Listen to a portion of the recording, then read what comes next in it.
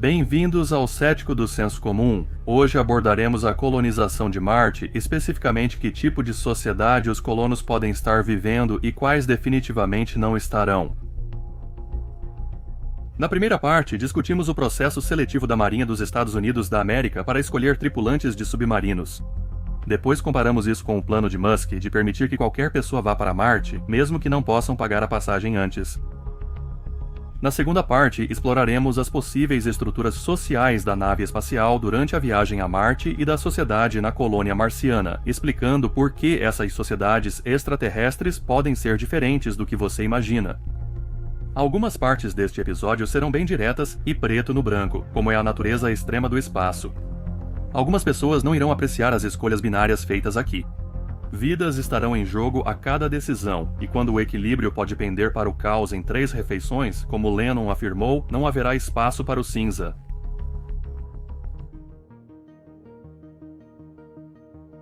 Vamos imaginar por um momento como seria uma sociedade vivendo em um navio. Quais critérios você aplicaria às pessoas e à estrutura da tripulação que você está trazendo? Primeiramente, o navio em que viajariam exigiria uma tripulação. A tripulação a bordo de qualquer embarcação tem uma hierarquia e uma cadeia de comando. Navios e aviões têm capitães no topo, um imediato abaixo deles para assumir ou aliviar o comandante se necessário, e uma cadeia de comando até o final da escala hierárquica.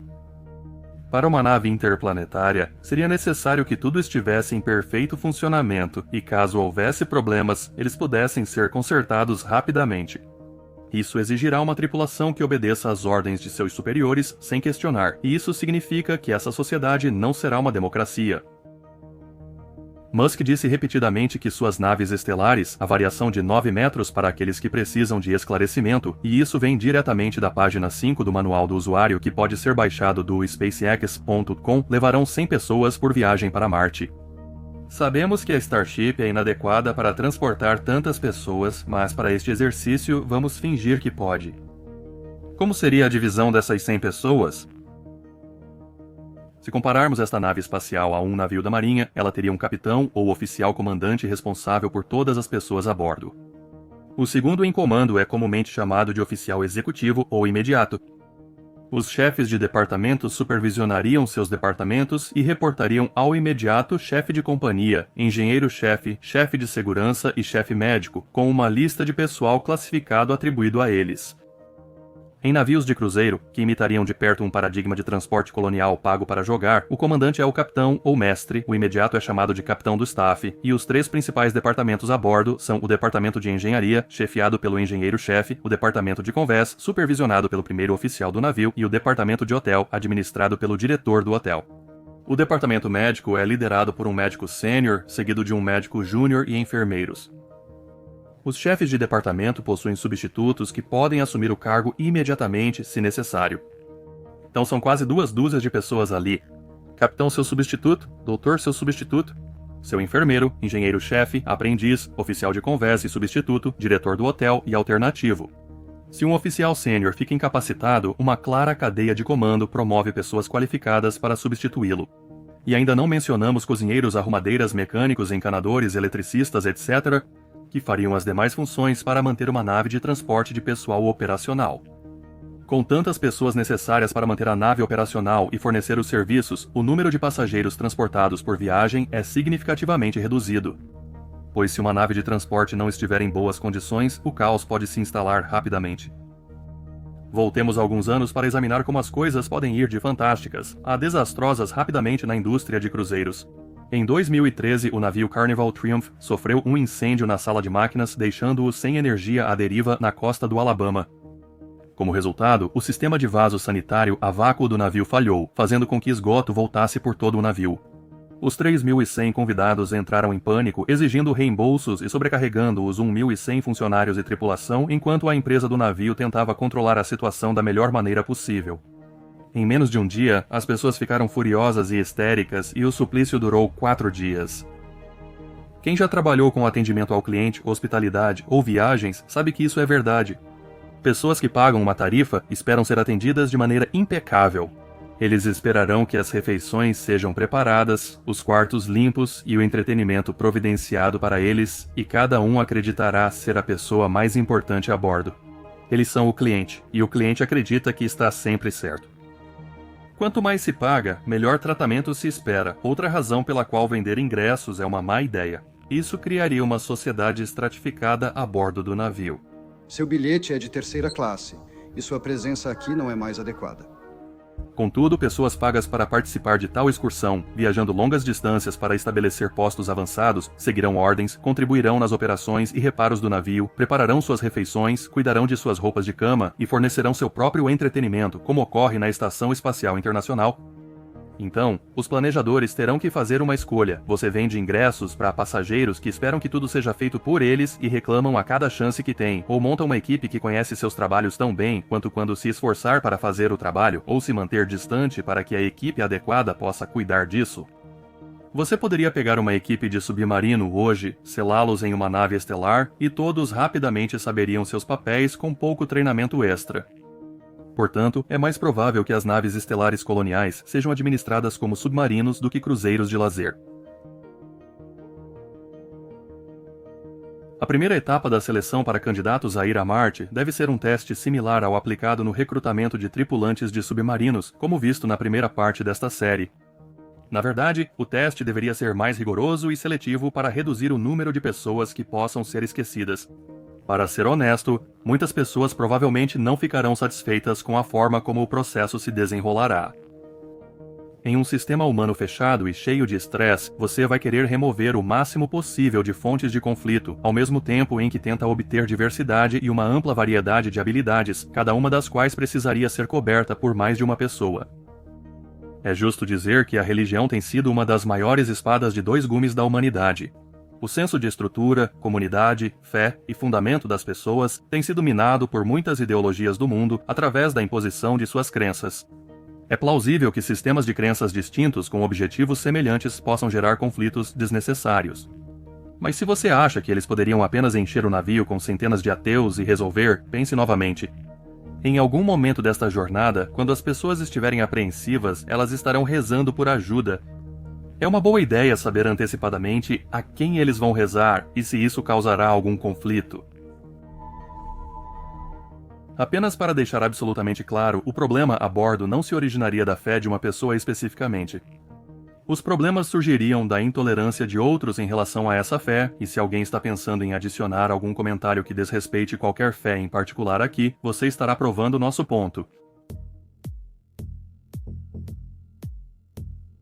Se o objetivo final da colonização é ter uma sociedade fértil autorreplicante com crescimento populacional ao longo do tempo, isso exigirá principalmente candidatos férteis heterossexuais. Considerando os recursos necessários para a fertilização in vitro, eles deveriam se ater ao que ocorre naturalmente. Se funcionar em Marte, é claro, há um debate vigoroso entre especialistas sobre se a concepção humana em Marte é mesmo possível, dadas as preocupações com a radiação e a gravidade no planeta, e outro debate ético sobre se é ou não moralmente aceitável não apenas tentar ter bebês que poderiam nascer com mutações, mas que nunca poderiam deixar o planeta e retornar à Terra com seus pais. Assim como provavelmente não haverá recursos para a fertilização in vitro, não se espera que haja UTIs neonatais para bebês com poucas chances de sobrevivência. Ou seja, assim que houvesse defeitos notáveis em um feto em desenvolvimento, seria lógico e necessário interromper a gravidez. Buscamos exemplos de defeitos congênitos causados pela radiação das bombas nucleares detonadas no Japão e nas proximidades de Chernobyl. Algumas dessas fotos eram tão perturbadoras que usaremos imagens de Total Recall no lugar. Essas pessoas tiveram sorte. Digamos que eles resolveram os debates médicos e éticos, decidindo avançar e aumentar a população. Se o objetivo é diversificar ao máximo o pool genético, casais monogâmicos não são necessariamente a melhor opção. Deve-se alcançar um consenso que equilibre a importância da unidade familiar nuclear em Marte e a necessidade de rápido crescimento populacional. Se a família nuclear for considerada mais importante, então casais monogâmicos criariam seus próprios filhos. Se o crescimento da colônia for priorizado, a proporção de homens para mulheres precisaria mudar para 3 ou 4 mulheres para cada homem, com cada uma se reproduzindo com um parceiro diferente a cada gravidez, para maximizar a diversidade genética e evitar o colapso genético. Um episódio de Star Trek The Next Generation explorou essa trama. O episódio 18 da segunda temporada se chama Subindo a Longa Escada. 3 maridos? Vale a pena assistir se você se interessa por esse tipo de coisa ou gosta de lavar os pés das mulheres. Você geralmente começa de cima e vai descendo. Agora, os requisitos de habilidades. Ninguém em Marte poderá relaxar e desfrutar de uma estadia tranquila observando pôres do sol azuis e fazendo excursões ao Olympus Mons. Cada um terá um papel a cumprir, sendo necessário desempenhá-lo. Em uma estrutura militar ou paramilitar, esses papéis são predefinidos. Com uma população civil mista embarcando, os planejadores teriam que garantir que todos os papéis estejam preenchidos e cobertos por mais de uma pessoa. Esquecer acidentalmente de contratar um encanador ou um médico ou um especialista em energia solar e um substituto seria um erro fatal. Musk já tentou estabelecer o quadro para uma Marte livre e independente. Elon Musk fez isso na seção 9 dos termos e condições de sua empresa de internet via satélite, Starlink. Ele realmente acredita que, ao assinar os serviços de internet de sua empresa, você precisará apoiar suas ambições de se tornar imperador de Marte. Se alguém estiver confuso com tudo isso, não fique.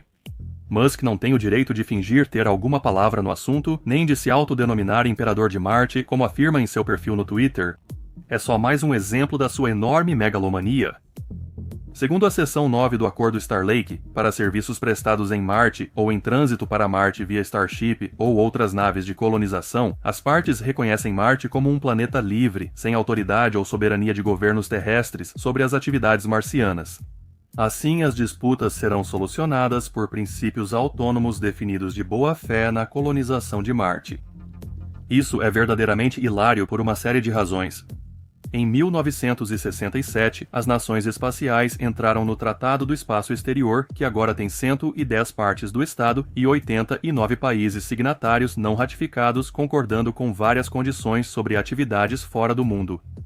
Naquele momento da Guerra Fria, a principal preocupação foi o acordo entre os países de não posicionar armas de destruição em massa na Terra ou em outros corpos celestes. Portanto, a história sobre Musk bombardear Marte para terraformá-lo sempre foi pura bobagem. Grande surpresa. O Tratado do Espaço Exterior protege contra reivindicações nacionais de propriedade sobre corpos celestes, estabelecendo que o espaço deve ser acessível a todos os países para livre investigação científica. Portanto, Musk não poderá reivindicar Marte ou influenciar sua governança em escala planetária. Os fãs de Musk afirmam que, como ele e outras empresas privadas não são signatários do acordo, ele pode agir livremente. Isso é falso. Os cidadãos estão sujeitos às leis criadas pelo governo? Musk, sendo um cidadão americano, está sujeito às leis dos Estados Unidos da América e aos tratados que o país firmou com outras nações. De acordo com o artigo 6, os Estados Unidos da América são responsáveis por manter Musk sob controle. A redação formal é: as atividades de entidades não governamentais no espaço sideral, incluindo a Lua e outros corpos celestes, exigirão autorização e supervisão contínua pelo Estado parte apropriado do tratado. Para os que não sabem, Musk e todos os seus empreendimentos dentro e fora da Terra estão profundamente conectados ao governo americano. Cada voo dos seus veículos requer sanção da Administração Federal de Aviação. Musk também recebeu bilhões de dólares da Administração Nacional da Aeronáutica e Espaço para desenvolver várias máquinas, incluindo a Crew Dragon. Através da Tesla, Musk beneficia bilhões com isenções fiscais, incentivos para compradores de veículos elétricos e fábricas construídas pelo Estado para suas empresas. Até mesmo os satélites de internet deficitários que ele lança, com termos de serviço contendo bobagens, requerem aprovação da Federal Communications Commission, órgão regulador dos Estados Unidos da América.